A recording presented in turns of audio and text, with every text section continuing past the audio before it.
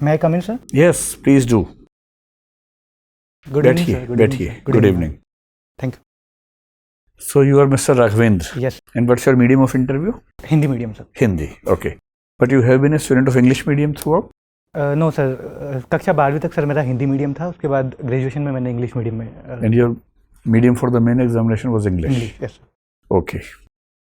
तो फिर आपने इंटरव्यू हिंदी में क्यों चूज़ किया? सर मेरा जैसे कक्षा 12वीं तक जो थी पढ़ाई वो हिंदी मीडियम में ही रही, और मुझे लगता है सर मैं हिंदी में अपने आप को एक्सप्रेस करने में ज़्यादा सहज महसूस करता हूँ. ज़्यादा कंफर्टेबल रहते हैं. जी सर. तो राघवेंद्र, इससे पहले कि हम आपका इंटरव्यू शुरू करें, हम चाहते हैं कि आप खुद हमें अपने आप से परिचित करवाएं. जी सर. तो अपने बारे में जो 6, 7, 8 बातें आपको महत्वपूर्ण लगती हैं, कुछ अचीवमेंट्स हों, कुछ बैकग्राउंड हो, वो सब बताइए, फिर हम आपसे बात करते हैं. जी सर. सर मेरा नाम राघवेंद्र मीना है. मेरा जन्म मैं कोटा के मतलब राजस्थान के कोटा ज़िले का निवासी हूँ. सर मैंने मेरी graduation Maulana Azad national institute of technology Bhopal से की है. बीटेक मैंने की है इलेक्ट्रिकल इंजीनियरिंग में. उसके बाद सर मैंने पिछले साल भारतीय पुलिस सेवा में मेरा चयन हुआ है, और अभी मैं ईओएल पर सर यहाँ. कार्डर कौन सा मिला आपको? सर अभी कार्डर एलोकेट नहीं हुआ है. नहीं, लेकिन पता तो लग ही गया होगा आपको. सर या तो मध्य प्रदेश मिलेगा या उत्तर प्रदेश, दोनों में से एक कार्डर मुझे मिलेगा. एलोकेशन तो एक फॉर्मेलिटी है, उसके बारे में सब पता ही रहता है. जी सर, कैलकुलेशन तो की जा सकती है. तो एमपी या यूपी में से कुछ आपको मिल जाएगा. ठीक है. तो इतना बढ़िया कार्डर मिल रहा है, इतनी बढ़िया सर्विस है, फिर क्यों आप इतनी मेहनत फिर से कर रहे हैं? सर जब ये तैयारी मैंने स्टार्ट की थी तो मेरा जो मंशा थी सर वो भारतीय प्रशासनिक सेवा में जाने की थी, क्योंकि सर उसमें जो डाइवर्सिटी होती है काम करने की वो पुलिस सेवा के कंपेरिजन में ज़्यादा है. बेशक सर पुलिस सेवा एक बहुत प्रतिष्ठित सेवा है, लेकिन सर जो अपॉर्चुनिटीज़ और डाइवर्सिटी प्रशासनिक सेवा में है वो सर मैं चाहता हूँ कि मैं उसमें काम करके देश के विकास में योगदान दूँ. आपका इलेक्ट्रिकल इंजीनियरिंग जो है, जी सर, वो पार्शियल यूपीएससी का ऑप्शनल भी है ही, इलेक्ट्रिकल एंड इलेक्ट्रॉनिक्स. जी. तो फिर वो क्यों नहीं रखा आपने? मैं आपका फॉर्म देख रहा हूँ, उसमें लिखा है एंथ्रोपोलॉजी.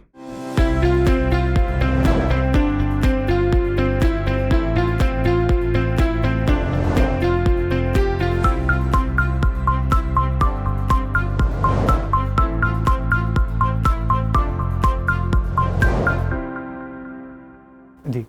सर इसके पीछे 2-3 सर मुख्य कारण थे. पहला सर जो इलेक्ट्रिकल इंजीनियरिंग है उसका जो सिलेबस है सर वो काफ़ी बड़ा है, तो उसे सर उन 2-3 महीने मेंस के जो टाइम है उसमें कंप्लीट करना थोड़ा सा सर मुश्किल होता है, क्योंकि उसके अपने फॉर्मूलाज और वो सारी चीज़ें होती है. दूसरा सर मैंने कुछ सीनियर से बात की तो उन्होंने भी मुझे सजेस्ट किया कि ऐसा कोई ऑप्शनल लो जो अपने सिविल सेवा में भी उसका एक योगदान हो, वहाँ के सिलेबस के साथ उसका लिंक हो. और सर पिछले 2-3 सालों के जो स्कोरिंग पैटर्न देख के भी लगा कि सर एंथ्रोपोलॉजी एक अच्छा सब्जेक्ट है, क्योंकि उसमें जो पार्ट है सर बायोलॉजिकल वाला और जो सोशल कल्चरल वाला पार्ट है वो उसमें मेरा इंटरेस्ट भी था. जब मैंने उसे पढ़ा तो फिर मैंने इसी वजह से. एंथ्रोपो क्या होता है? एंथ्रोपो सर मानव से संबंधित जो चीज़ें हैं उन्हें एंथ्रोपो कह दिए. मानव जो भी मानव युग है उससे संबंधित जितनी भी चीज़ें उन्हें एंथ्रोपो में, जैसे अभी एंथ्रोपोसीन सर जो इपोक था तो मानव जन्य या मानव निर्मित. And what is anthropocentrism? Anthropocentrism sir मनुष्य पे केंद्रित चीज़ें, मानव पे केंद्रित चीज़ें. कुछ लोग जो इकोलॉजिकल पर्सपेक्टिव के हैं वो बहुत नाराज़ रहते हैं कि हम एंथ्रोपोसेंट्रिक हैं. जी. And that is the main problem of this world. जी. क्या मतलब हो सकता है इस बात का? सर इसका मतलब ये हो सकता है कि सर हम एनवायरमेंटल जो एस्पेक्ट्स हैं, जो नेचुरल एस्पेक्ट्स हैं, उन पे क्या कम ध्यान देते हैं. इस धरती पर सर और भी बहुत अन्य प्रजातियां हैं, तो उन पर भी हमें सर समान फोकस देने की ज़रूरत है. एंथ्रोपोसेंट्रिक ना होके सब जितनी भी प्रजातियां हैं उन सबके बचाव के लिए सर हमें प्रयास करने चाहिए. अगर शहर के लोग आपसे कहें कि भाई हम आपसे 5 बातें सीखना चाहते हैं, जी, भारत की 5 ट्राइब्स का नाम बताइए, उनकी एक एक विशेषता कि ये अगर शहर के लोग सीख लें जी, तो शहर के लोग और सभ्य हो जाएंगे. ऐसी कौन सी 5 ट्राइब्स हैं जी, जिनकी एक एक बात आप बताना चाहेंगे? जी. इंडियन या बाहर के ट्राइब्स भी ले सकते हैं. ठीक सर. सर प्रथम सर इंडिया में सेंट्रल इंडियन जितनी भी ट्राइब है सर, जैसे भील, गोंड, तो यहाँ पर सर महिलाओं को सम्मान देने की, महिलाओं को इक्वल फुटिंग पर रखने की, ये चीज़ सर देश को सीखने की ज़रूरत है. तो अब जेंडर सेंसिटिविटी सीखेंगे भील और गोंड से. सर और भी काफ़ी जो ट्राइब हैं उनमें सर ये चीज़ है. सर अंडमान में सर कुछ ट्राइब हैं, जरावा, सेंटिनली, जारवे. सर जरावा, सर जरावा बोलते हैं. ठीक है. जी सर. ठीक है. उनसे क्या सर सीखेंगे? सॉरी सर, मुझे उसका करेक्ट प्रोनाउंसिएशन अभी में हो सकता है. कोई बात नहीं. उनसे क्या तो सीखना सर उनसे चाहिए? नेचर के साथ कैसे कोएग्जिस्ट करना है, कम रिसोर्सेज में कैसे सर्वाइव करना है, वो सीखा जा सकता है. ठीक है. सर गुजरात में एक ट्राइब है, सॉरी सर मैं उनका भी नाम थोड़ा सा मुझे याद नहीं आ रहा है, लेकिन बन्नी जो ग्रासलैंड से उनमें वो रहते हैं, तो उनका सर जो शेर हैं एशियाटिक जो लाइन्स है, सर उनके कंजर्वेशन में, को एग्जिस्टेंस में उनका एक बड़ा कंट्रीब्यूशन है, तो वो सीखा सर उनसे जा सकता है। सर जो जम्मू कश्मीर की जो ट्राइब है गड्डी बकारवाल्स, तो सर उनसे जो एक्सट्रीम कंडीशन में उनमें कैसे सर्वाइव किया जाता है, जब वो ट्रांस ह्यूमन्स प्रैक्टिस करते हैं अपने सर्वाइवल के लिए सर्दियों में, तो सर उनसे वो सीखा जा सकता है कम रिसोर्सेज में सर्वाइव करना। बस सर मैं अभी इतना ही याद कर पा रहा हूँ। अंडमान में जो जारवे ट्राइब है, या जिसको आप जरावाशन जी बोल सर। रहे हैं, उस ट्राइब के साथ जो हमारा इंटरेक्शन है वो बहुत कम है, जी सर। और जो थोड़ा बहुत था वो भी पिछले कुछ साल पहले घटना घटी थी, उसके बाद से और कम हो गया है। जब एक वीडियो किसी टूरिस्ट ने बना लिया था जी उनका सर। डांस करवाते हुए, उसके बाद से बड़ा कंट्रोल कर दिया है। जी अब उस एरिया से जब कोई टूरिस्ट जाते हैं तो एक कन्वॉय बनता है, यस। पुलिस आगे पीछे होती है, और इस कंडीशन के साथ कि कोई इंटरेक्शन नहीं होगा उनके साथ, तभी लोग आगे बढ़ पाते हैं। जी दूसरी तरफ हम देखते हैं कि एक अप्रोच थी जीएस घुर्ये की, जी एक अप्रोच थी नेहरू जी की, एक थी वेरियर एल्विन की। जी। आप मुझे तीनों अप्रोचेस बताइए क्या थी, और मुख्य धारा के लोगों का ट्राइबल्स के साथ इंटरेक्शन जी अलग अलग भारतीय क्षेत्रों में कैसे कैसे हुआ। जैसे आप मीना ट्राइब से हैं, जी जी मीना ट्राइब जिस तरह से मुख्य धारा के साथ कनेक्ट हुई, और जारवे ट्राइब को जिस तरह से हम मुख्य धारा से दूर रखते हैं, जी इस मामले में तीनों पॉलिसीज़ क्या थी? जी कौन सी पॉलिसी आपकी राय में सबसे बेहतर है? जी। सर जब भारत में ट्राइबल डेवलपमेंट के बारे में सोचा गया, तो सर सबसे पहले वेरियर एल्विन जो थे, उन्होंने सर एक स्ट्रेटेजी प्रपोज की, एसिमिलेशनिस्ट, मतलब ट्राइबल्स को सॉरी आइसोलेशनिस्ट स्ट्रेटेजी उन्होंने मुझे प्रपोज लगा की। आप बड़ी भारी भूल कर रहे हैं। Sorry sir. तो उन्होंने सर कहा कि ट्राइबल्स को आइसोलेट करके रखा जाए, एक नेशनल पार्क उन्होंने थ्योरी दी। नेशनल पार्क, उसका मतलब था कि ट्राइबल को बिल्कुल मेन स्ट्रीम से अलग हटा के डेवलप किया जाए उनके हिसाब से। And that is what we are following in Andaman Nicobar. जी सर, किस हद तक, क्योंकि उनका जो कॉन्टेक्ट है वो काफ़ी कम है। ठीक है। और उसके बाद सर फिर जो जीएस घुर्ये थे, उन्होंने काफ़ी क्रिटिसाइज़ किया वेरियर एल्विन को। उन्होंने कहा कि ये तो बिल्कुल उनके साथ उनको इक्वल फुटिंग पे नहीं रखना, डेवलपमेंटल जो अपॉर्चुनिटीज़ उन तक नहीं पहुंचाना होगा। और ये उन्होंने तो ये भी कहा कि जो ट्राइबल है वो बैकवर्ड हिंदूज़ हैं, और उन्हें इस मेन स्ट्रीम फोल्ड में इंटीग्रेट करना हमारी जिम्मेदारी है। तो उन्होंने असिमिलेशनिस्ट उन्होंने स्ट्रेटेजी दी। लेकिन जो हमारे honourable prime minister Nehru ji थे, उन्होंने कहा कि ना तो उन्हें असिमिलेट करना अच्छा होगा, क्योंकि उनकी जो कल्चरल आइडेंटिटी है वो डिफरेंट है, उनका लॉस हो जाएगा। तो हम चाहेंगे कि एक इंटीग्रेशनिस्ट अप्रोच हो। उन्होंने ट्राइबल पंचशील का सिद्धांत दिया। उन्होंने कहा कि ट्राइबल को उन्हीं की नीड के हिसाब से डेवलप करना चाहिए, उन पे कुछ बाहर से थोपना नहीं चाहिए, और धीरे धीरे उनके कल्चर को उन्हीं के हिसाब से उन्हीं के लोग डेवलप करें। तो अभी वो हम सर करंटली फॉलो करते हैं। सेंटिनल आइलैंड क्या है, और वहाँ की ट्राइबल जो यूनिकनेस है वो क्यों बड़ी महत्वपूर्ण है हमारे लिए? जी सर, अंडमान एंड निकोबार द्वीप समूह में सेंटिनलीज एक आइलैंड है। वहाँ पे सर सेंटिनलीज सर एक ट्राइब रहती है। सर उस ट्राइब का इतिहास ये है कि उनसे जब भी कांटेक्ट करने की कोशिश की गई तो वो सर सफल नहीं हुई। तो धीरे धीरे सर गवर्नमेंट ने जो पॉलिसी अपनाई कि हमारी आइज़ ओपन रहेगी, लेकिन हम उनके साथ कुछ इंटरफेयर नहीं करेंगे। क्या हाल ही में कोई दुर्घटना घटी है उस? जी सर, एक अमेरिकन मिशनरी, सर मैं अगर गलत नहीं हूँ तो उनका नाम जॉन चाउ था, तो वो वहाँ पे गए और उनकी हत्या हो गई। तो उन ट्राइबल का ये दिखता है कि वो अभी भी किसी से कांटेक्ट नहीं करना चाहते। ट्राइब और कास्ट में क्या डिफरेंस है? क्या हम ये मान सकते हैं कि एक कॉन्टिन्यूम के दो पार्ट्स हैं, या ये अपोजिट चीज़ें हैं? जी सर, जो ट्राइब है वो उसकी सर कुछ स्पेशल कैरेक्टरिस्टिक धीरे धीरे निकल के आई है। जैसे सर उनका समाज से सर इकोनॉमिक जो उनका डेवलपमेंट है वो थोड़ा कम है, समाज से उनका कांटेक्ट कम है, आइसोलेशन में रहने की उनकी थोड़ी प्रवृत्ति है। कास्ट सर जो मेन स्ट्रीम हिंदू सोसाइटी है, सर इन दोनों को एक कंटिन्यूम माना जा सकता है। आपको नहीं लगता कि बीणा समाज को ट्राइब की जगह कास्ट मान लेना चाहिए, क्योंकि सारी विशेषताएं वो अप्लाई हो रही हैं जो कास्ट की हैं, न कि ट्राइब वाली? जी सर, इस मामले में सर ट्राइब कास्ट कंटिन्यूम एक स्केल दिया प्रोफेसर सच्चिदानंद सिन्हा ने। तो उन्होंने कुछ कैरेक्टरिस्टिक ली और उन्होंने कहा कि एक 10 पॉइंट आई थिंक सर उनका एक स्केल था, उसके हिसाब से उन्होंने सर ट्राइबल को इंक्रीजिंग असिमिलेशन के मामले में बताया। लेकिन सर मीना जो जनजाति है उसका एक अपना एक इतिहास है, अपना एक कल्चर है जिसे वो प्रिजर्व करना चाहते हैं। तो सर अभी तो मीना जनजाति को सर कॉन्स्टिट्यूशन के हिसाब से भी शेड्यूल ट्राइब में दिया गया है। तो अभी सर उनको पार्लियामेंट को लिस्ट बनानी होती है, पार्लियामेंट इस लिस्ट से उस लिस्ट में डाल ही सकती है। बिल्कुल सर डाल सकती है, लेकिन अभी सर जो उनकी यूनिक आइडेंटिटी है उसके हिसाब से तो सर वो अभी ट्राइब में ही काउंट। क्या यूनिक है जो अभी मीना समाज को एक ट्राइब के रूप में डिफाइन करता है? जी सर, मीना समाज का सर जो पहली बात तो सर उनका कल्चर, जो उनका पहनावा है वो सर यूनिक है। उनकी सर जो नेचर के साथ सर जो एक जो बॉन्डिंग है, जो उनका ग्रामीण जो परिवेश है सर, वो थोड़ा सा यूनिक है। इसी वजह से सर उन्हें मेन स्ट्रीम सोसाइटी से थोड़ा सा अलग माना जा सकता है। ठीक सर। राघवेंद्र, मानव के विकास में शिक्षा का क्या महत्व है? सर शिक्षा मानव के सर्वांगीण विकास में सर योगदान देती है। सर उसको अपने परिवेश की जानकारी देना, अपने आसपास विश्व में जो चीज़ें हो रही है उनकी करेक्ट अंडरस्टैंडिंग देना, उसके रोजगार में सर शिक्षा सहायता करती है। तो शिक्षा की कौन सी ऐसी विधि हो सकती है या है जो व्यक्ति के मेधा को कुंठित करती है और उसके ज्ञानार्जन की प्रक्रिया को हतोत्साहित कर देती है? जी सर, ये तब हो सकता है जब जिस माध्यम में उसको शिक्षा दी जा रही हो वो उसको सर समझ में नहीं आए। जैसे सर अभी कोई जैसे प्राइमरी जो स्कूल है सर, उनमें अगर बच्चे को पढ़ाया जाए सीधा इंग्लिश मीडियम में या किसी और माध्यम में, तो हो सकता है सर वो इन्फीरियर फील करे और उसकी जो इच्छा है ज्ञान अर्जित करने की वो प्रभावित हो सकती है। एक वो हो गया भाषा, और सर दूसरा हो सकता है कि जो उसके जो शिक्षक हैं उनका सर जो एटीट्यूड हो सकता है, वो अगर हो सकता है कि उन्हें डिप्रेसिंग करने वाला हो। एक सर हो सकता है एक्सट्रीम कंपटीशन हो जहाँ पे कुछ बच्चे बिल्कुल ही लेक्ड फील करें, वो ये मानने लग जाए कि हम पर ज़्यादा ध्यान नहीं दिया जा सकता है। सर एक कास्ट के हिसाब से भी जैसे प्राचीन कहीं एग्जाम्पल देखने को मिलते हैं जहाँ पर सर बच्चों को अलग बिठाया जाता है, तो सर वो उन्हें डिमोटिवेट करती है कि हम आगे नहीं पढ़ पाएँ क्योंकि उनको वो इक्वल अपॉर्चुनिटीज़ नहीं मिलती थी। हालांकि सर अभी इसमें काफ़ी प्रोग्रेस है। अच्छा, तो नई शिक्षा नीति आपको लगता है कि इन समस्याओं को एड्रेस कर पा रही है या किया करने का प्रयास किया गया है? जी सर, सर नई शिक्षा नीति में सर काफ़ी सारे प्रोविज़न हैं जो प्रारंभिक प्राइमरी एंड हायर जो एजुकेशन है सर उनको बिल्कुल ओवरहोल करने का वो काम कर रही है। जैसे सर प्रारंभिक शिक्षा में ये कहा गया है कि कक्षा 8वीं तक जो बच्चे हैं उनको उनकी मातृभाषा में शिक्षा दी जाए।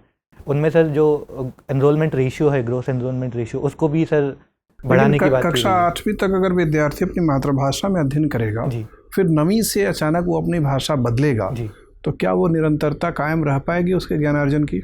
जी सर, इसके लिए 3 लैंग्वेज पॉलिसी का सर एक बड़ा अच्छा प्रोविज़न है। उसमें ये है कि सर जिस लैंग्वेज में वो पढ़ाई कर रहा है उसके अलावा इंग्लिश को एक सर सप्लीमेंट्री लैंग्वेज के रूप में से पढ़ाया जाए। 3 लैंग्वेज फार्मूला को सबसे पहले आज़ादी के बाद कब अपनाया गया? सर जहाँ तक अगर मैं याद कर पा रहा हूँ तो सर कोठारी कमीशन के बाद सर 3 लैंग्वेज फार्मूला 1960s में सर उसको इम्प्लीमेंट किया गया था। क्या उसका प्रभाव अभी तक दिखता है? सर उसका प्रभाव अभी भी, जैसे सर उसको चेंज करने की जब कोशिश की दोबारा इम्प्लीमेंट करने की, तो सर सदर्न स्टेट का उसमें जो विरोध है वो दिखता है कि वो चाहते हैं कि कोई भी बाहरी लैंग्वेज को हम पर इम्प्लीमेंट ना किया जाए। तो एक ऐसा फार्मूला जो 4 दशक से सफल नहीं हो पाया उसको फिर से लागू करने का प्रयास जी, क्या एक प्रूडेंट पॉलिसी मूव है ये? सर इसमें इस बार सर जो छोटा सा परिवर्तन इन्होंने सरकार ने जो किया है उसमें ये है कि पहले सर हिंदी को कंपलसरी बनाया गया था कि हिंदी सदर्न लैंग्वेज और कोई एक भी रीजनल लैंग्वेज आप सीख सकते हो। अभी उन्होंने कहा है कि एक आपकी जो रीजनल लैंग्वेज है उसके अलावा कोई भी 2 लैंग्वेज आप ले सकते हो। शर्त यह है कि कोई भी जो 2 लैंग्वेज है वो भारतीय जो 8वां संविधान है, शेड्यूल है, उससे आप लेंगे। तो अब हिंदी को सर उन पर थोपा नहीं गया है किसी भी स्टेट पर किसी भी लैंग्वेज को। अच्छा जी, इंडस्ट्री की अपनी शिकायत है कि हमारे इंजीनियरिंग कॉलेज में या टेक्निकल इंस्टीट्यूशन में जो बच्चे पढ़ाए जा रहे हैं, जो उनको ज्ञान दिया जा रहा है जी सर, वो बेकार है, वो उनको एम्प्लॉयबल स्किल नहीं दे रहा है। तो आपको लगता है कि नई शिक्षा नीति से ये दोष खत्म हो जाएगा? जी सर, सर नई शिक्षा नीति में इंडस्ट्री एकेडमी लिंकेज के लिए प्रावधान किए गए हैं, तो सर उससे काफ़ी हद तक सर अप्रेंटिसशिप और इन सब चीज़ों से एम्प्लॉयबिलिटी है जो बढ़ाई जा सकती है। जैसे कि सर अभी रिपोर्ट्स आती है कि लगभग 60% जो स्नातक जो लोग करते हैं वो एम्प्लॉयबल नहीं है। तो ये जो 60% एम्प्लॉयबल नहीं है, क्या ये excessive commercialisation of professional education का नतीजा है? क्या हमने अपने शिक्षा के पूरे तंत्र का इतना कारोबारीकरण कर दिया है कि गुणवत्ता पर किसी का ध्यान नहीं है, परसेप्शन डेवलपमेंट पे सबका ध्यान है? जी, जो पिछले कुछ सालों में सर जो ग्रोथ हुई है, जो कॉलेजेस की ग्रोथ हुई है सर, उसमें जो ज़्यादातर फोकस होता है वो केवल जो अंडर ग्रेजुएट कोर्स होता है उसे पास करने में होता है। लिंकेज पे सर क्वालिटी पे उतना ध्यान नहीं दिया जाता है। तो सर नेशनल एजुकेशन पॉलिसी है सर वो इस चीज़ में बिल्कुल सर सहायता करेगी हमें कि लेकिन ये नॉन एम्प्लॉयबिलिटी वाली जो समस्या है ज़्यादातर प्राइवेट कॉलेजेस में है। सरकारी कॉलेज के विद्यार्थियों को एम्प्लॉयमेंट मिल जाता है, प्राइवेट सेक्टर खुद ही एम्प्लॉयमेंट देना चाहता है जी। वैसे ही प्राइवेट जो मेडिकल कॉलेज हैं उनमें भी प्रॉब्लम है, लेकिन सरकारी मेडिकल कॉलेज अच्छा है।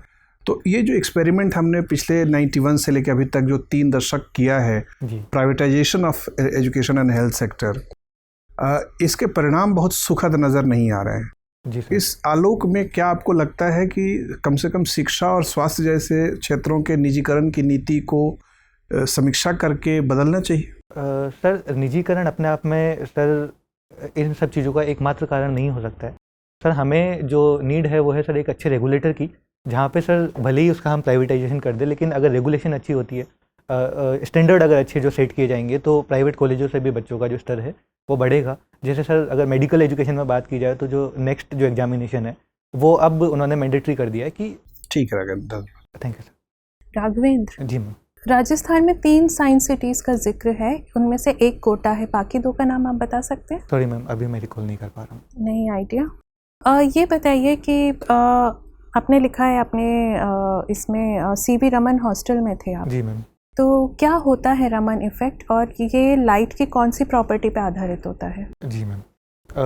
मैम, रामन इफेक्ट जो स्कैटरिंग ऑफ लाइट पे डिपेंड होता है और ये ड्यूअल नेचर ऑफ लाइट पे है। उन्होंने इसमें से डुअल नेचर में से कौन से वाली नेचर? वेव जो नेचर है मैम। वेव नेचर पे है? जी मैम, सॉरी मैम, अभी ऐसे प्रॉपर्ली रिकॉल नहीं कर पा रहा हूँ। मैंने इसके बारे में पहले पढ़ा था, अभी मैं याद नहीं कर पा रहा हूँ। लेकिन इनको 1913 अगर वेव नेचर पे होता तो स्कैटर कैसे होती? सॉरी मैम, अभी मुझे इस बारे में ज़्यादा जानकारी नहीं है।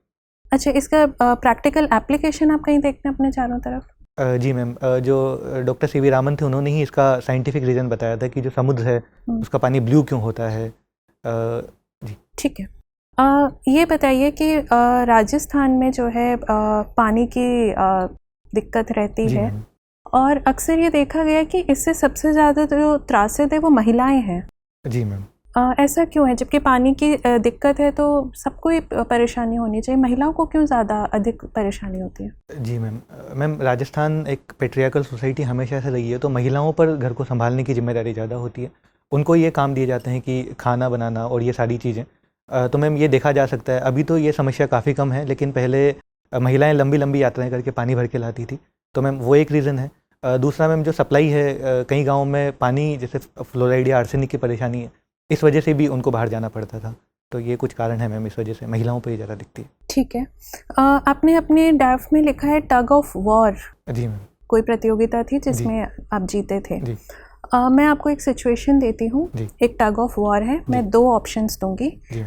विनर पक्का बताना है और क्यों विनर है ये आपको बताना होगा साथ में, ठीक है? अगर महिलाओं और पुरुषों का टग ऑफ वॉर हो तो कौन जीतेगा? जी मैम।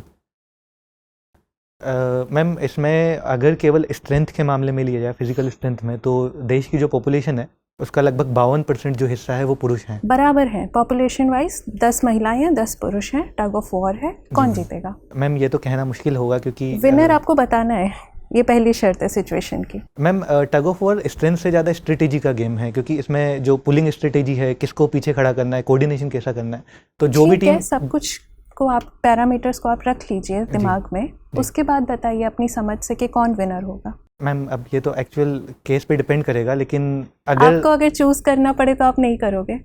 मैम मैं चूज करूंगा, पर वो गेम अगर पता हो कि कौन कौन उसमें पार्टिसिपेंट है तो उन्हें देख के बताया जा सकता है। ऐसे तो मैम, क्योंकि इसमें स्ट्रेटेजी जो अच्छी एम्प्लॉय करेगा वही जीतेगा। अच्छा ठीक है।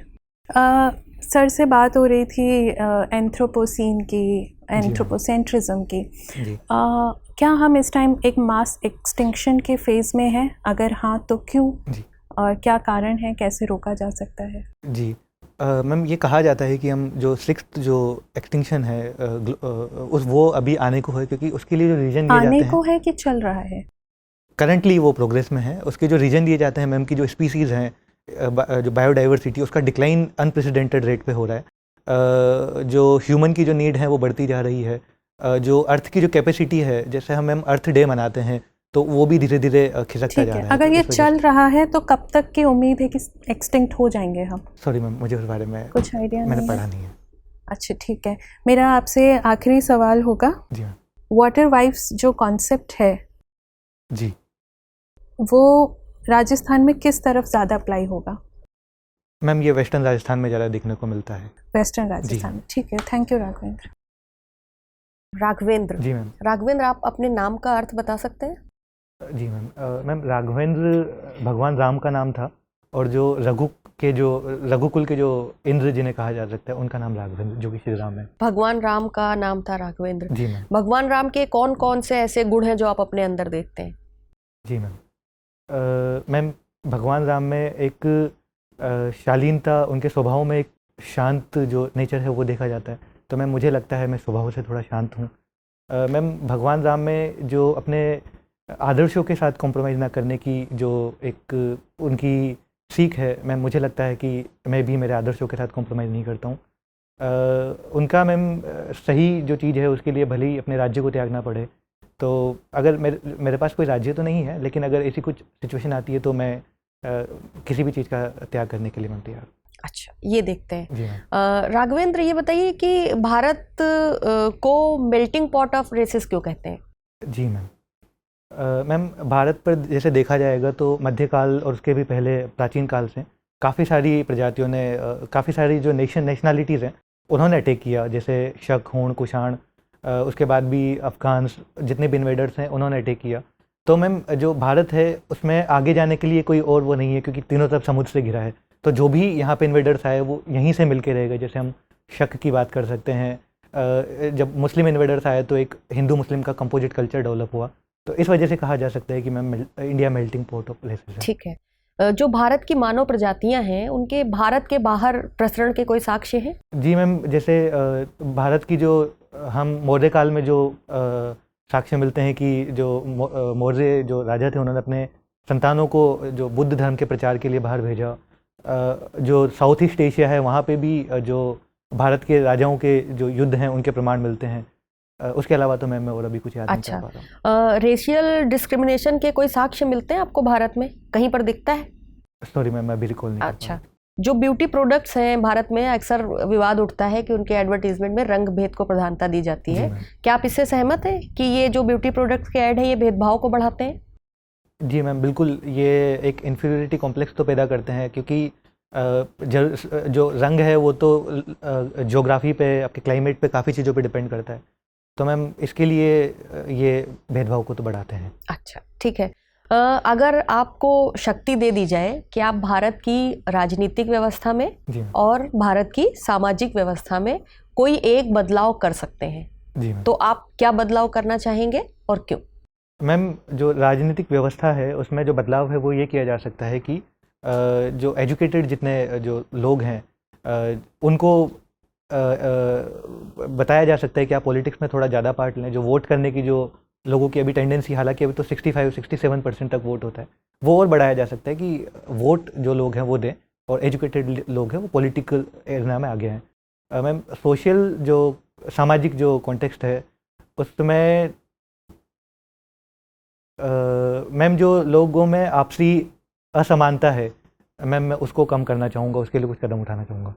अभी आपने पितृसत्ता की बात करी थी कि पितृसत्तात्मक समाज है। जी मैम। तो आप समाज को इस दृष्टिकोण से नहीं बदलना चाहेंगे कि पितृसत्तात्मक जो डोमिनेशन है वो खत्म हो समाज में, वो नहीं बदलना चाहेंगे? जी मैम। मैम असमानता में एक ये भी शामिल किया जा सकता है कि पुरुष और महिलाओं के बीच में जो असमानता है। हाँ। और मैम जो अभी फेमिनिस्ट मूवमेंट्स जितने भी हुए हैं और शिक्षा के और सोशल मीडिया, इनके माध्यम से महिलाओं में वैसे भी जागरूकता आ रही है, तो वो धीरे धीरे खुद ही मैम जो गैप है वो कम होता है। अगर आपको शुरू करना हो पितृसत्ता के डोमिनेशन को तोड़ना अपने ऑफिस से, जी मैम, तो आप सबसे पहले क्या कदम उठाएंगे?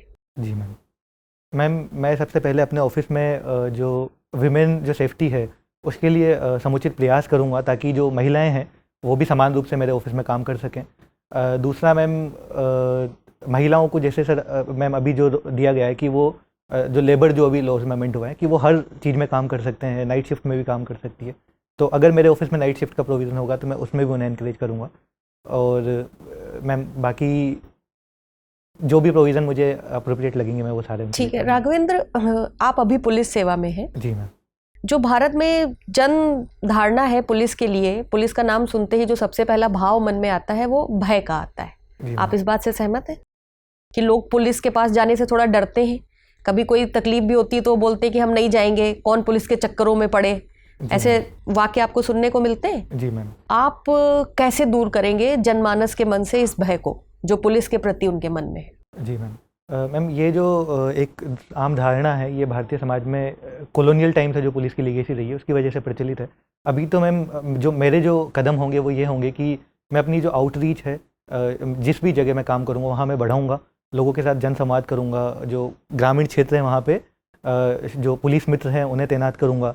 मैं सोशल मीडिया के थ्रू जो अप्रोप्रिएट जो पुलिस की जो पॉलिसीज़ होंगी, जो उन्हें पुलिस की तरफ से जो चीज़ें मिलनी चाहिए, जैसे एफआईआर दर्ज करना उनका अधिकार है, ये सारी चीज़ें उनको जन चेतना लाने का प्रयास करूँगा।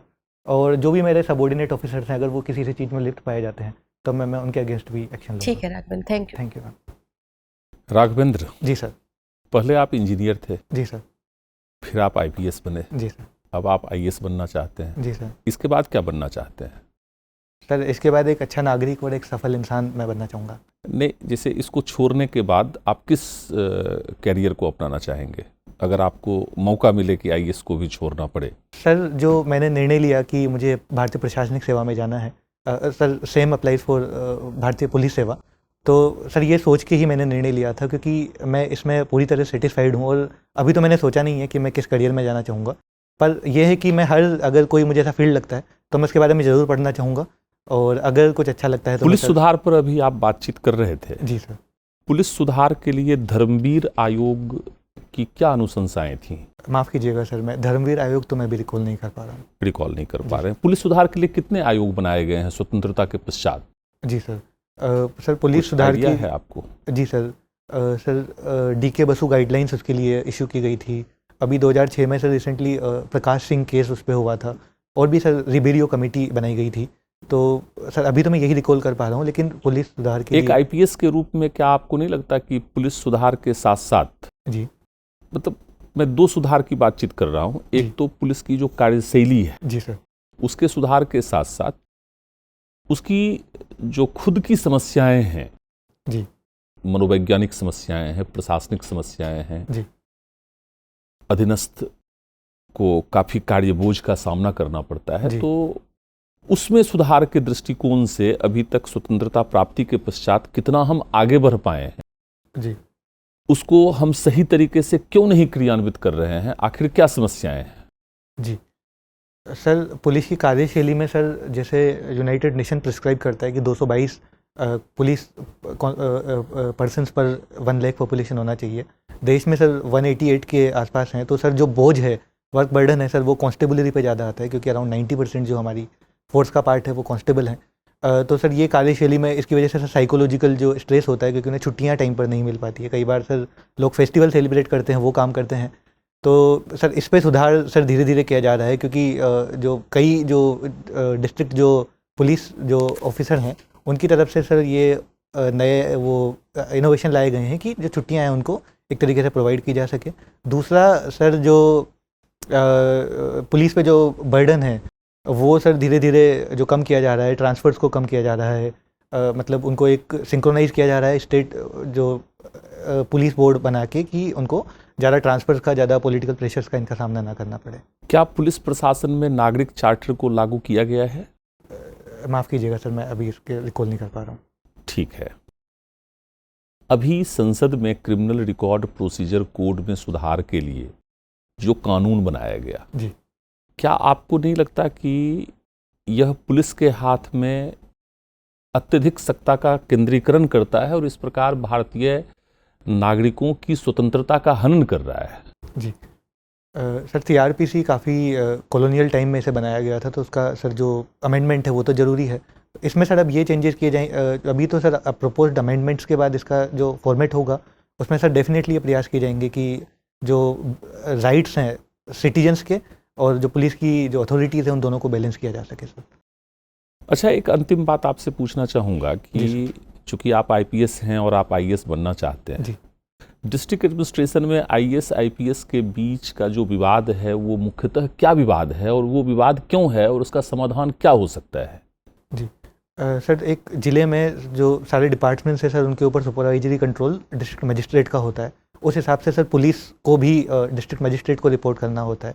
तो सर जो ड्यूअल सिस्टम है, कई बार सर फास्ट एक्शन लेने पड़ते हैं क्राइम्स को लेके, तो वहाँ पे सर पुलिस को जो रिस्पॉन्स है वो कई बार स्लो हो जाता है। तो सर एक वो दोनों के बीच में सर कहा जा सकता है कि एक ये है। तो इसको सुधार करने के लिए सर जो कमिश्नरेट सिस्टम है, जो मेट्रो सिटीज़ है, वहाँ पर लाई जा रही है, तो धीरे धीरे इसको कम किया जा रहा है। क्या इसे सामान्य विशेषज्ञ विवाद कहा जा सकता है? जनरलिस्ट और स्पेशलिस्ट कंट्रोवर्सी कहा जा सकता है? सर इसको सर दोनों ही एक तरीके से सर जनरलिस्ट है, क्योंकि सर जो पुलिस जो हेड है उसका भी काम अपने जो पूरे डिस्ट्रिक्ट में है, उसके नीचे के सबॉर्डिनेट ऑफिसर है, उनको एक तरीके से मैनेज करने का ही है। तो सर उसका भी एक तरीके से सर जनरलिस्ट काम उसके पास भी है। तो सर वो विवाद ना कह के इसको सर जो दोनों के बीच में जो रूल्स हैं उनके बीच में कॉन्फ्लिक्ट कहा जा सकता है कि दोनों के बीच में थोड़ा सा टकराव होता है। Okay, thank you. Thank you sir. Raghavendra, आप इलेक्ट्रिकल इंजीनियर रहे हैं। जी सर। एकदम लेमैन लैंग्वेज में समझाइए कि भारत में इलेक्ट्रिसिटी की प्रॉब्लम क्या है। जी सर। कितनी हमारी रिक्वायरमेंट है, जी। कितना हम प्रोड्यूस कर रहे हैं, जी सर। और जो बाकी गैप है उसको प्रोड्यूस करने के हमारे पास क्या रास्ते हैं। जी सर। सर भारत में इलेक्ट्रिसिटी की जो मुख्य प्रॉब्लम है सर, जो AT&C लॉसेज जो होते हैं वो ज़्यादा है। सर दूसरा जो प्लांट लोड फैक्टर है सर, वो धीरे धीरे हमारा डिक्लाइन होता जा रहा है। तीसरा सर जो रिन्यूएबल एनर्जी की वजह से जो RPO एप्लीकेशन होती है, उसकी वजह से डिस्कॉम का जो डेप्ट है वो बढ़ता जा रहा है। कुल रिक्वायरमेंट कितनी है हमें एनर्जी की? सर पीक जो लोड देखा जाता है सर, मैं उसका अभी श्योर नहीं हूँ, पर 220 गीगावाट के आसपास जो पीक लोड है। और अभी प्रोडक्शन अलग अलग तरह की इलेक्ट्रिसिटी कितना है हमारे पास? सर टोटल जो है वो 365 गीगावाट के आसपास हमारा है। उसमें से लगभग 60% सर थर्मल देता है। रिन्यूएबल और का जो परसेंटेज है, सॉरी सर मैं अभी उसे करंटली तो रिकॉल नहीं कर पा रहा हूँ, लगभग 1 लाख गीगावाट जो सोलर एनर्जी है उसका, 1 लाख मेगावाट जो सोलर एनर्जी है सर, उसका जो इंस्टॉलेशन है वो हो चुका है। ठीक है। फ्यूचर में क्या संभावनाएं देख रहे हैं आप इस क्षेत्र में? जी। ये जो एनर्जी की ज़रूरत है कैसे पूरी होगी? ये तो जी। बढ़ती जाएगी ज़रूरत तो जी। हमारी। जी सर, करंटली तो सर कोल पे डिपेंडेंस है वो हमारी है। फ्यूचर में सर जो सोलर एनर्जी है उस पर काफ़ी रिसर्च हुई है। जो उसका इंस्टॉलेशन है, उसकी पर यूनिट इंस्टॉलेशन कॉस्ट उसको कम किया जा रहा है, तो सोलर एक अच्छा अल्टरनेटिव आ रहा है सर। उसके अलावा सर जो हाइब्रिड जो मॉडल्स है सोलर प्लस विंड, तो उसके साथ सर जो रात में भी पावर का दोनों का हाइब्रिड कनेक्शन है वो बनाया जाता है। रन ऑफ द रिवर जो हाइडल जो प्रोजेक्ट हैं सर वो बनाए जा रहे हैं। और अभी सर रिसेंटली जो फ्लोटिंग सोलर प्लांट्स है उनका भी कॉन्सेप्ट आ रहा है, देखना होगा कि वो कितना सफल होता है। 5 ऐसे पुलिस ऑफिसर जो आपके रोल मॉडल्स हों पुलिस सर्विस के लिए, वो कौन है? जी सर, 5 ऐसे पुलिस ऑफिसर जिन्होंने अपने क्षेत्र में अच्छा काम किया है, उनमें सर सबसे पहले मैडम IPS किरण बेदी जी का नाम है। उसके अलावा सर डॉक्टर प्रकाश सिंह, जिन्होंने पोस्ट रिटायरमेंट अपने पुलिस रिफॉर्म पे काफ़ी काम किया। उसके अलावा माफ़ कीजिएगा सर मैं रिकॉल नहीं कर पा रहा हूँ। ठीक है। एक ऐसा जोक सुनाओ जो पुलिस के लोग आपस में सुनाते हैं अपने ही बारे में। माफ़ कीजिएगा सर, मैंने अभी पुलिस में काम तो नहीं किया है, तो पुलिस के लोग अपने बारे में क्या सुनाते हैं वो मुझे सर अभी उतना अच्छे से नहीं पता है। कोई बात नहीं। ठीक है राघवेंद्र, आपसे बात करके अच्छा लगा, अब जा सकते हैं। Thank you sir. Thank you. Thank you. Thank you.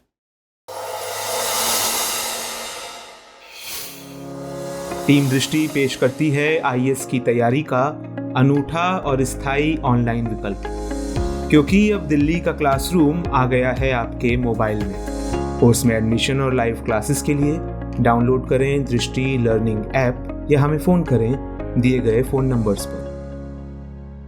मैं कहूँ सर? आइए बैठिए। ये आपका अटेम्प्ट कौन सा है? ये मेरा 3rd अटेम्प्ट है सर। 3rd है। पिछली बार आप IPS बने, जी। कितने मार्क्स से इंटरव्यू में उस साल? 160 थे सर। कम है आपके हिसाब से। क्या ऐसा हुआ था? सर मैंने पिछली बार इंटरव्यू वो इंग्लिश में दिया था, तो मुझे लगता है मैं उतना एक्सप्रेस नहीं कर पाया। ठीक से कम्युनिकेट नहीं कर पाया जी। शायद। तो और उसके अलावा सर कुछ सवालों पे मैं अच्छा जवाब नहीं दे पाया जो सिचुएशनल थे। कितने मार्क्स आपको चाहिए IAS बनने के लिए लगभग? सर ये तो मेंस पे है कि इस बार अंदाजा 170 प्लस। ठीक है। आपका आज की जो परफॉर्मेंस है मेरे ख्याल से 180 के लायक है कम से कम। जी सर। लेकिन आपका सही जो पोटेंशियल है वो 200 के आसपास का है। जी सर। तो अब सवाल है कि 20 नंबर कहाँ चले गए, जी है सर। ना? बाकी तो सब ठीक है। आपकी एंट्री, बैठने का तरीका, ड्रेस, जी। स्मार्ट आप हैं ही, जी सर। हर सवाल का जवाब आप दे रहे हैं, अच्छे सेंटेंस बोल रहे हैं, जी। विनम्र हैं, वॉइस मॉड्यूलेशन ठीक है, वॉइस का लेवल ठीक है, जी। लाइवली है, सब कुछ बढ़िया है। जी सर। जो केवल 1-2 बातें बताने की, आप सिचुएशंस को अवॉइड करने की कोशिश कर रहे हैं। जी सर। देखिए सिचुएशन को हम समझते हैं कि वो फ्री हिट है, जी। आप उसको मान के चल रहे बाउंसर, जी। है ना? बाउंसर है तो आप उसको सेफ खेल रहे हैं कि किसी से छुप के बच जाऊं। जी सर। हम मानते हैं कि वो फ्री हिट है, आगे बढ़ के छक्का मारना चाहिए, जैसे सर वो टग ऑफ वॉर वाला क्वेश्चन था, बोलना चाहिए था।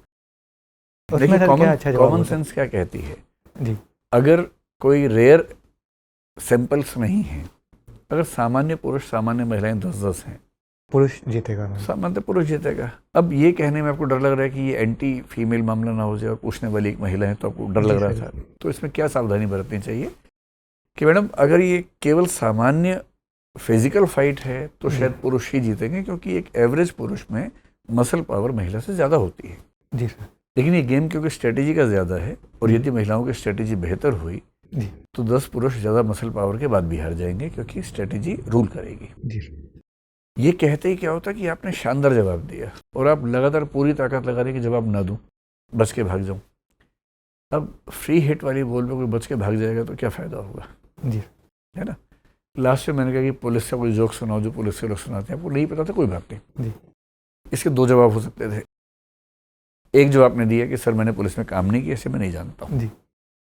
दूसरा ये कि सर मैंने पुलिस में काम नहीं किया है लेकिन कॉलेज के बारे में सुना सकता हूँ। Okay sir. जोक सुनाने का मौका मिला और आपने छोड़ दिया।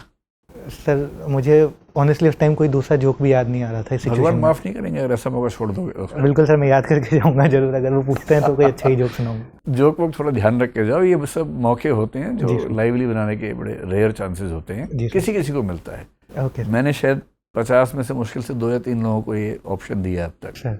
संयोग से दिमाग में कभी कभी आता है, जी वहाँ भी शायद किसी के दिमाग में, बिल्कुल सर। मैं तो ऐसा मौका छोड़ना नहीं है। जी सर। रमन इफेक्ट थोड़ा सा देख लीजिएगा, जी सर। और पुलिस रिफॉर्म्स वैसे आपने पढ़ा है लेकिन थोड़ा सा और डिटेल सर में मुझे देख लगता है सर के क्वेश्चंस में मैं सेटिस्फैक्ट्री आंसर ज़्यादातर क्वेश्चन में नहीं दे पाया। देखिए हर बोर्ड में 1-2 मेंबर ऐसे बिठाए जाते हैं जी जिनका काम होता है ऐसे सवाल पूछना कि बच्चा फंसे। जी सर। हमारे बोर्ड में भी हम लोग बारी बारी ये भूमिका निभाते हैं, जी तो वो वहाँ भी एक मेंबर ऐसे मिलेंगे आपको। जी सर। लेकिन इस सब प्रोसेस का फ़ायदा ये है कि जो क्वेश्चन यहाँ गए कम से कम वो वहाँ सॉल्व हो जाए। बिल्कुल सर। तो धर्मवीर आयोग भी है, एक किसी पबेड की एक अच्छी सी किताब देख लीजिए पुलिस रिफॉर्म्स जी। के बारे में या जी पुलिस सर। सर्विस के बारे में, जितने रिफॉर्म्स अब तक हुए हैं, कमेटीज बनी है, सबका नाम और 3-3, 4-4 सुझाव उससे देख लीजिए। क्योंकि अब आप पुलिस में है, आपने ज्वाइन नहीं किया, इससे हमें क्या मतलब है, हम तो सवाल पूछेंगे आपसे, बिल्कुल सर। है ना। मेंबर तो इसी भाव से रहते हैं ना। जी सर। एंथ्रोपोलॉजी आपका बहुत शानदार है, जी सर। इलेक्ट्रिसिटी पे बड़ा अच्छा बताया। जी रोल सर। मॉडल्स आपने शायद एक ही बताया, 2 बताए। 2 मैंने बताया। मुझे सर फिर मेरे स्टेट के जो पुलिस ऑफिसर्स थे उनके नाम याद आ रहे थे, लेकिन जैसे काव साहब हैं, RN काव सर, है ना। जी सर। के विजय कुमार बहुत सेफ हैं, उनका नाम बोल जी सकते सर। हैं। रिबेरो साहब का जिक्र आपने किया भी कहीं। जी सर। रिबेरो साहब ने कितना कमाल किया था जब वो इधर पंजाब में थे। जी सर। महाराष्ट्र में फिर उन्होंने काम किया, पंजाब में ज़्यादा काम किया। जी सर। KPS गिल का जिक्र कर सकते हैं। बिल्कुल। हालांकि उनका एक इंसिडेंट है जो थोड़ा सा जी सर। गड़बड़ है, लेकिन ऐसे पुलिस अजीत डोभाल को आप भूल गए, बिल्कुल सर। मुझे सर बाहर निकलती ही उनका नाम याद आया है ना। सर। कम से कम 5 नाम याद रखिए इन सब चीज़ों के लिए, क्योंकि बिल्कुल, वो जनरली बिल्कुल। 5-5 पूछते रहते, 5 ये बताओ, 5 वो बताओ। जी सर। 3-4 बताएंगे तो भी वो खुश हो जाएंगे, लेकिन हाँ बोलते हैं 5 बताने के लिए। बिल्कुल सर। CK अनिल को भी बता सकते हैं, CK अनिल। हाँ क्यों नहीं बता सकते, जो भी आपको ऐसा लगे जिसने कुछ ब्रेक थ्रू किया अपनी फील्ड में, जी बताइए क्या दिक्कत है। एक बल्कि प्रवीण कुमार इस समय बहुत फेमस हैं तेलंगाना कैडर में, वो उन पर एक फिल्म भी आ चुकी है। अच्छा सर, मैंने उनके बारे में वो नहीं पुलिस में है, लेकिन आजकल वो पुलिस वाला काम नहीं कर रहे, आजकल एजुकेशन डिपार्टमेंट में काम कर रहे हैं, डेपुटेशन पर। कमाल कर दिया उन्होंने वहाँ अच्छा। जाके। तो वो भी एक, जैसे हरियाणा में एक IPS ऑफिसर हैं, तो वो भी स्पोर्ट्स जो डिपार्टमेंट में उनमें डेप्यूटी क्या नाम है, doctor I think Pankaj Nain sir हाँ उनका तो नाम है। ठीक है, ऐसा कोई भी नाम देख लीजिए जो भी पॉपुलर हैं, अच्छा काम किया है ना। बाकी तो एंथ्रोपोलॉजी आपका बहुत अच्छा है, और जो करंट अफेयर से सवाल खूब पूछे गए जी सर। सब में आपका अच्छा था। बस वो टग ऑफ वार में मुझे लगा कि एक अच्छा चांस आपने गंवा दिया सर जो मैंने आपको 180 से 200 तक ले जा सकता था, लेकिन वो जी। आपने गंवा दिया। जी सर। वहाँ मत गंवाना, बिल्कुल सर। है ना। तो कोई रीज़न नहीं है कि आप IAS ना बने, कोई डाउट है तो पूछिए, वरना तैयारी कीजिए और फिर मिठाई खिला दीजिएगा बाद में। बिल्कुल सर। सर एक चीज़ मुझे पूछनी है कि मेरा हिंदी और इंग्लिश का जो है कि मैं ज़्यादा इंग्लिश के वर्ड्स कुछ नहीं, एकदम ठीक है, मस्त रहो एकदम। कि मैंने मीडियम चेंज करने के पहले ये काफ़ी था कि मैं एक तो इंग्लिश के ज़्यादा एकदम वर्ड्स तनाव बोलता मत लीजिए, वो चाहते ही नहीं कि शुद्ध हिंदी कोई बोले, क्योंकि उन्हें समझ ही नहीं आती है। हूँ। बिल्कुल सर। उनको चाहिए इंग्लिश, ओके हिंदी ग्रामर जी। और इंग्लिश की टर्मिनोलॉजी, वही जी आप सर। बोल रहे हैं, इसलिए कोई दिक्कत नहीं। सर पुलिस के बारे में कितनी चीज़ें मुझे पढ़ने की ज़रूरत है, मतलब पुलिस जैसे- रिफॉर्म्स देख लीजिए, बाकी पुलिस से आपकी अंडरस्टैंडिंग अच्छी है, हिरार्की आप जानते ही होंगे पुलिस की। हाँ वो है सब ना? पता है। थोड़ा सा IPC CRPC के मेन 8-10 प्रोविज़न, कोई पूछे कि IPC में कुछ जानते हो तो आप बोले सर हाँ कुछ धाराएं जानता हूँ। ठीक है। CRPC तो जो सबसे मेन 5 धाराएं हैं, कमिश्नरी सिस्टम आने पर CRPC में कौन सी धाराएं पुलिस को मिल जाती हैं, 5-6 धाराएं हैं, जी सर। वो देख लीजिए, बस यही सब। Okay sir. ओके।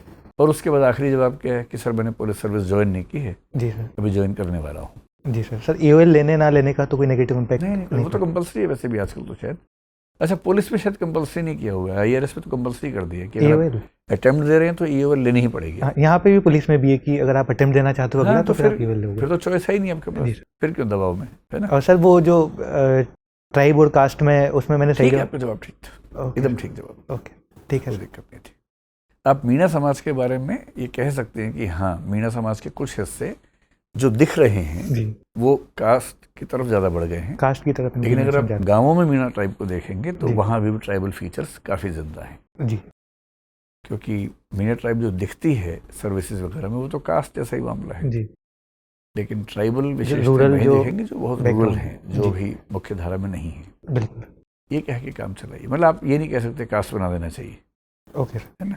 बहुत तो कहिए कि इस पर एक आयोग अगर विचार करे तो वो सही फैसला कर पाएगा जिसमें कुछ एंथ्रोपोलॉजिस्ट लोग हों जी, लेकिन मेरी राय में अभी वो समय नहीं आया है। ओके, ठीक है, ठीक है, all the best. Thank you sir, thank you.